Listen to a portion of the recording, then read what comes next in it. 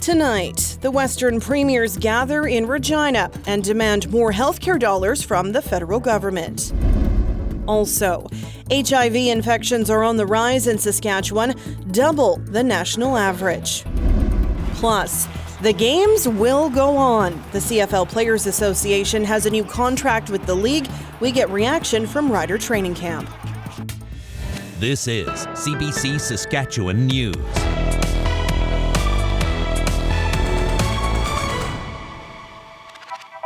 It is Friday, May 27th, and the CBC Saskatchewan News starts right now. Good evening, and thank you for joining us. The leaders of Canada's western provinces and all three territories are demanding more money from Ottawa. They say healthcare is at a critical point in the country and want billions more in federal transfers. And that's not all the 7 premiers discussed today in Regina. Daniela Ponticelli reports. Canada's longest-serving premiers were first to speak Friday in Regina, united in their demands for Ottawa to increase healthcare spending.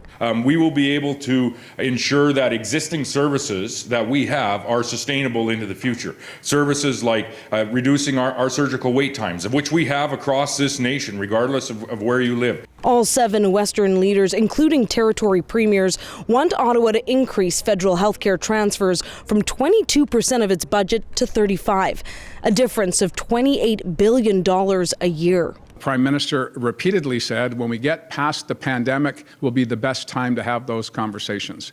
Well, we're here today. The pandemic is waning. It's becoming endemic, and it's time now to have that conversation.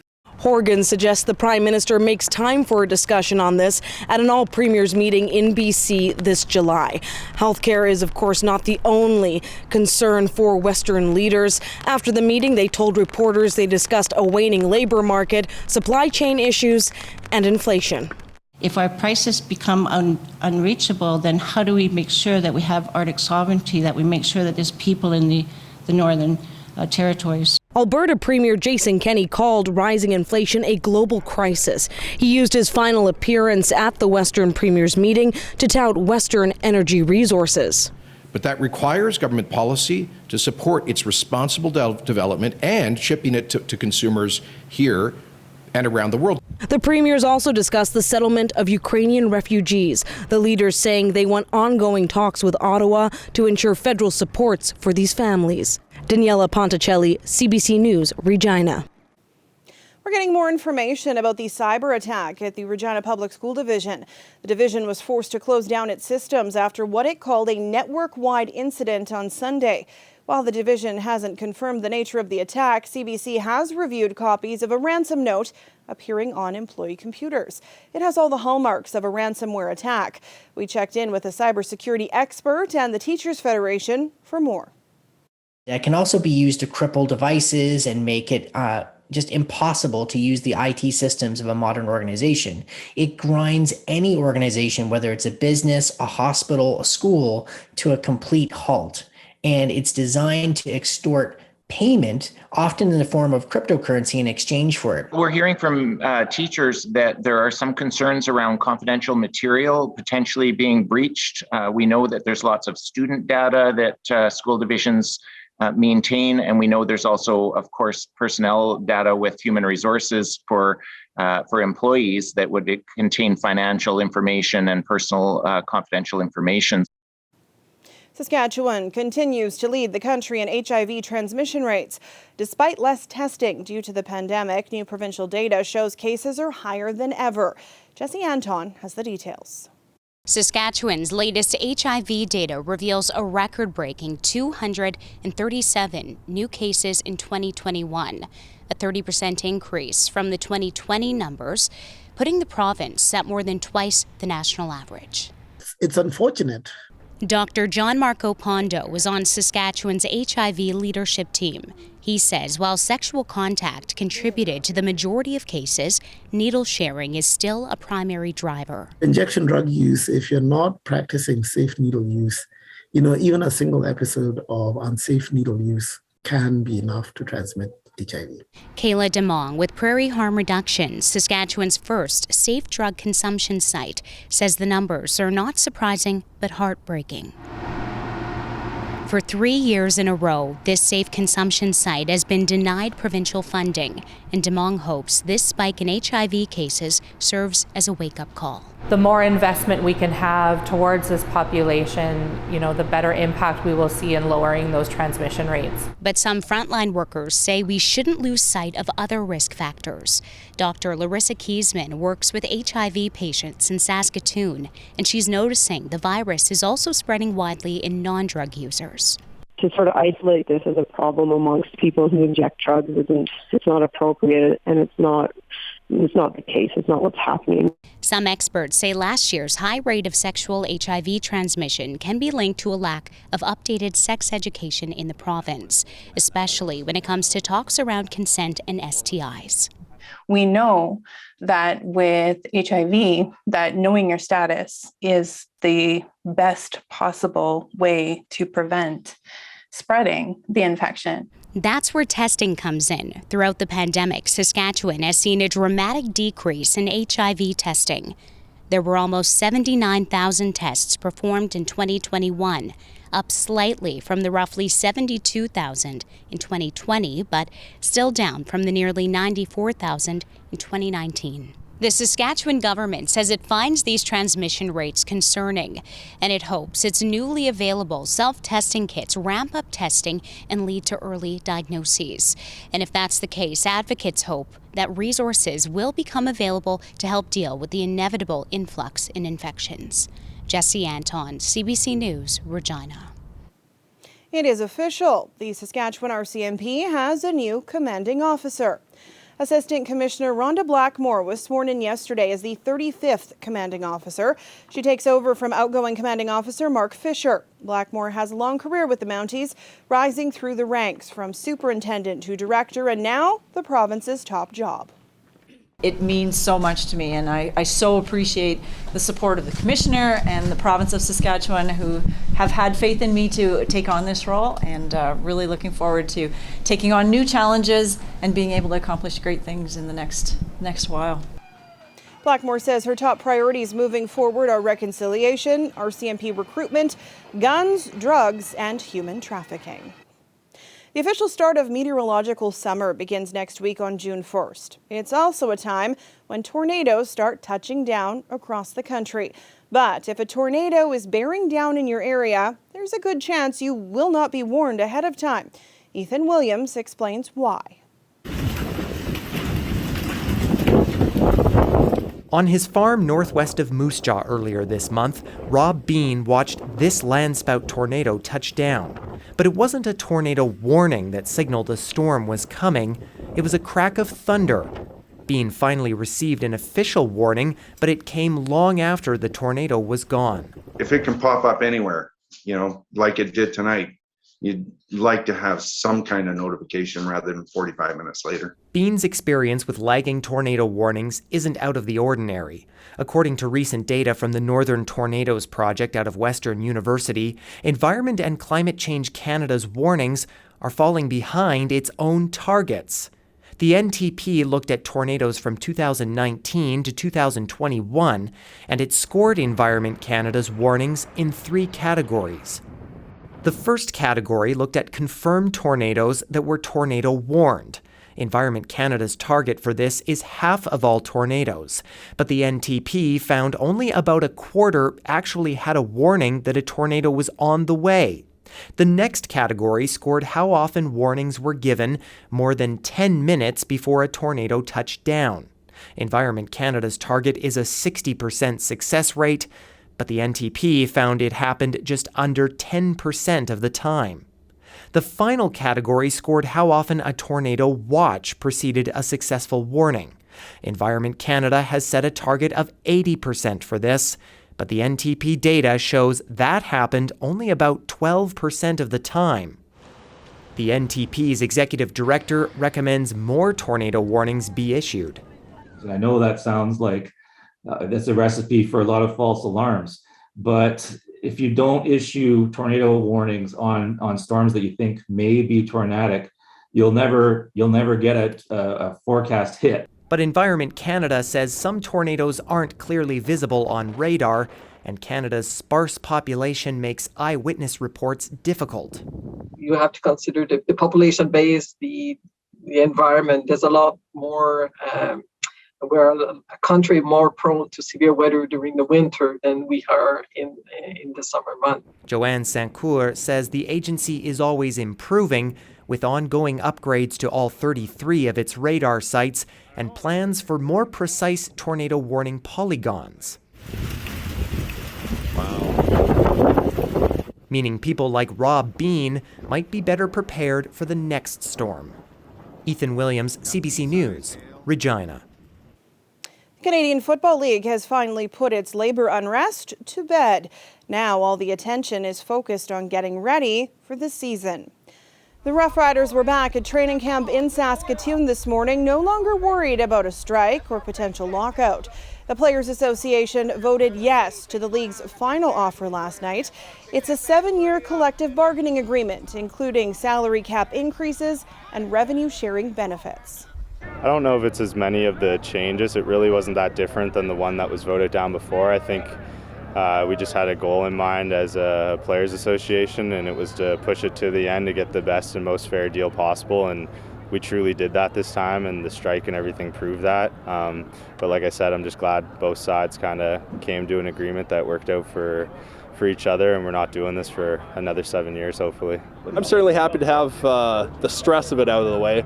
It was definitely a point of, concern and anxiety for a lot of the guys, because we want to play football. We want a good deal, but we definitely want to play football. That's what we're good at, what we like to do. So the fact they got a deal done there at the 11th hour was really a relief for all of us, and it's nice to be able now to focus on football and what we do from here. The Riders will scrimmage tomorrow in their annual green and white game at the SMF Field in Saskatoon, starting at 3 o'clock. The first preseason game Tuesday night at Mosaic Stadium against the Blue Bombers. Coach said today he will save the veterans for their final preseason game, which is Friday night in Vancouver. Oilers fans are still celebrating today after a dramatic conclusion in the Battle of Alberta last night. Calgary lost 5-4 in overtime in Game 5 in Edmonton. 5 minutes into overtime in Game 5, and McDavid scores! Game winner! Series winner for Connor McDavid!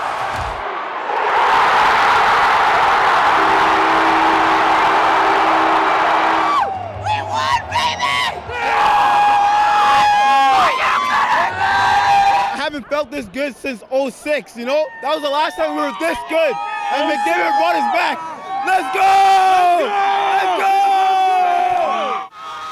Connor McDavid sending the Oilers to round 3 of the Stanley Cup playoffs. Thousands of people flocking to downtown Edmonton to watch the game at Rogers Place and at the Moss Pit.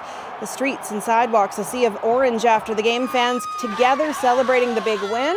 For the team, the series had its ups and downs. Tonight wasn't our finest hour in terms of defending, but you talk about 20 men digging in for each other and finding a way in less than perfect circumstances. I think tonight was the example of that.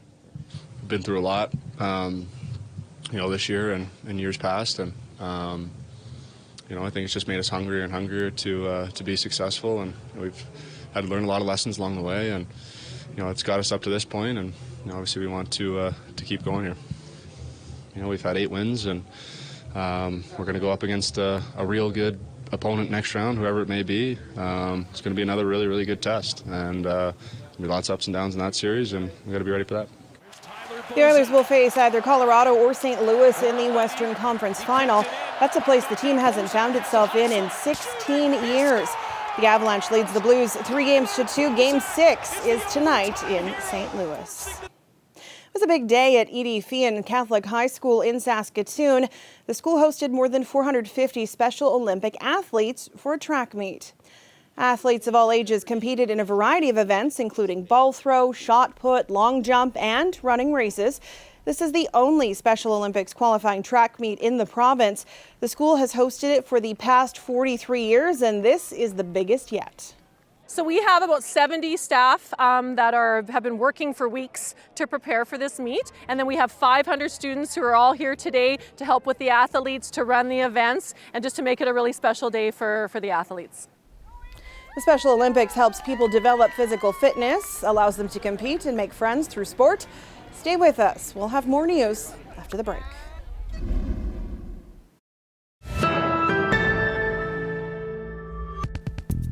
Welcome back. It is that time of year again. Spring elk calving season is well underway. As Dave Gibson reports, wildlife experts are advising people to be cautious and give the animals some space when venturing out into the great outdoors.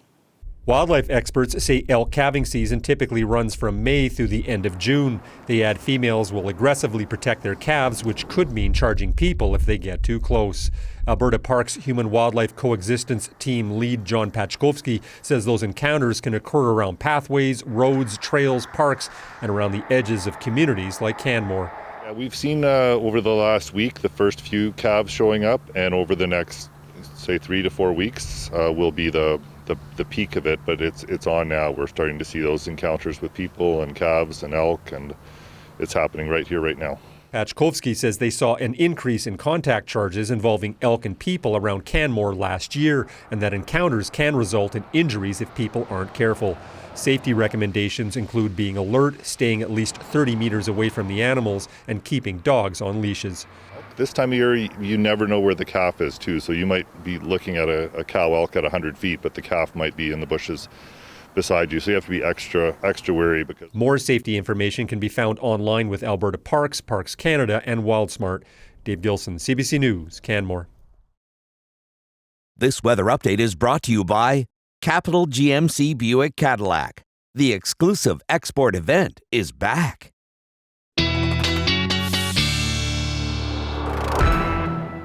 It is finally Friday, and Ethan Williams joins me now with a look at the forecast. Yes, it's finally Friday, and just in time for Friday, Sam, the rain moving in this weekend. It's already here, a big band of it moving in as part of a low pressure system coming from Alberta. Moderate to heavy showers, especially in the southeast part of the province. This is going to continue to move through the overnight hours tonight, and especially in the Yorkton and Melville area. Now, our thunderstorm risk tomorrow is from an area basically from Prince Albert down toward the Yorkton Melville area, and then down to where the Saskatchewan-Manitoba border meets the international border. We're looking for some storms that could produce 90-kilometer-an-hour gusts and upwards of 50 millimeters of rain locally, and then a widespread non-severe threat around that as well. Now, for tonight, showers and thunderstorms will gradually end for much of south and central, except for that southeastern part of the province. Again, the Yorkton-Melville area could pick up to 10 millimeters of rain as this system intensifies as it moves into Manitoba.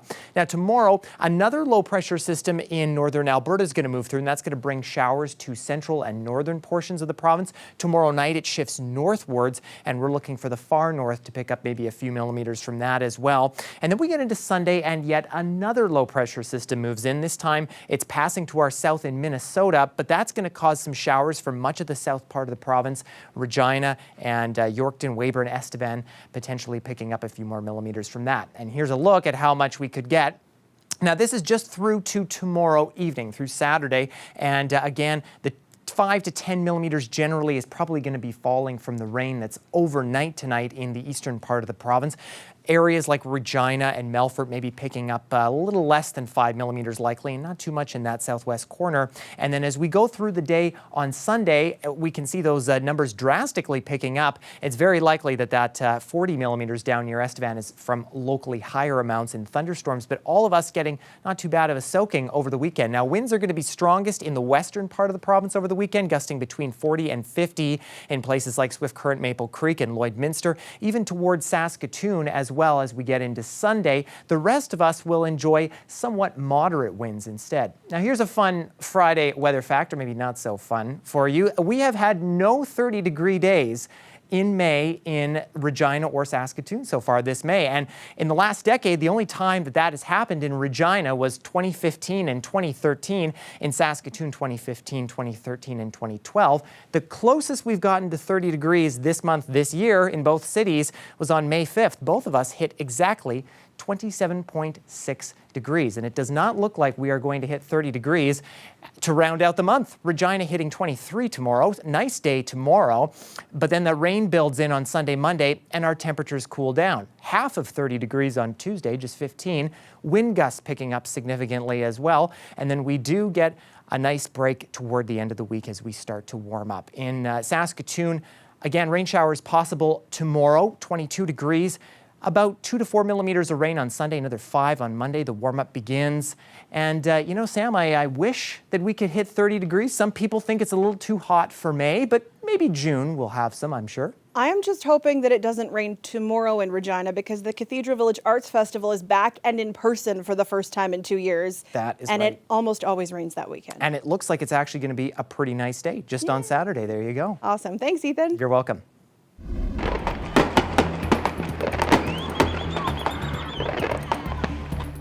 The night sky above Sydney, Australia signaled the return of the world's largest light festival after 2 years of pandemic restrictions.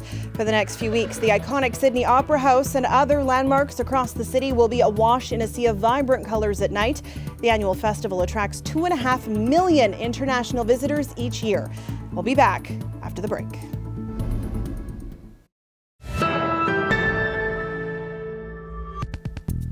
Police officers responding to the mass shooting at the Robb Elementary School in Uvalde, Texas, took about 90 minutes to confront the gunman. And now officials are saying nearly 20 officers waited inside the school for a tactical squad for about 45 minutes because commanders didn't know they were still dealing with an active shooter.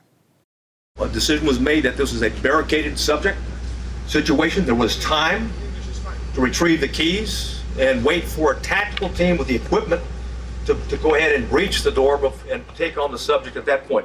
That was the decision, that was the thought process at that particular point in time. While the officers waited, children in the classroom with the shooter were phoning 911, telling operators students were still alive. Officers eventually used a master key to get into the locked classroom where the gunman was shot and killed. Also revealed today, the shooter was having discussions about guns and violence in online chat rooms for several months. Russian forces of the eastern Ukrainian city of Severodonetsk all but surrounded. Ukrainian defenders in the surrounding province of Luhansk are also facing the prospect of being forced to retreat. Russian missiles today targeted a nearby city on the main road to Severodonetsk. Nearby, a key railway hub was captured. The Russians have been advancing in Luhansk for 2 weeks. In the wake of that push, journalists are describing a wasteland of destruction. The regional governor says Severodonetsk itself, 90% of the buildings are destroyed.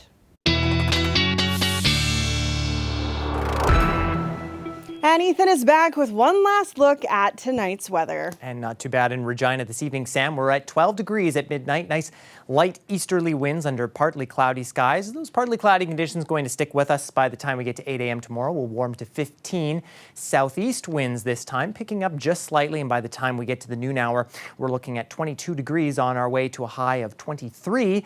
Winds going to be out of the south just over 30 kilometers an hour. And we will still have some cloud cover with us through the afternoon, but not too bad. In Saskatoon at midnight, possibly some showers, 13 degrees, light showers here and there. And I think the thunderstorm risk will have died off. By the time we get to tomorrow morning, looking at partly cloudy conditions, those showers will have ended, and southeast winds picking up to almost 30 kilometers an hour. But we will see possibly showers build back in as we get to the afternoon. We're at 22 at noon, Sam, and we could be seeing a thunderstorm as well. Well, we do know we need that rain. Thanks so much, Ethan. Have a good weekend. Yeah, and you too. And that is it for us this week. For news anytime, you can always head to cbc.ca/sask or subscribe to the CBC Saskatchewan YouTube channel. Glenn Reed will be back with more local news at 11. Thank you for watching and have a great weekend.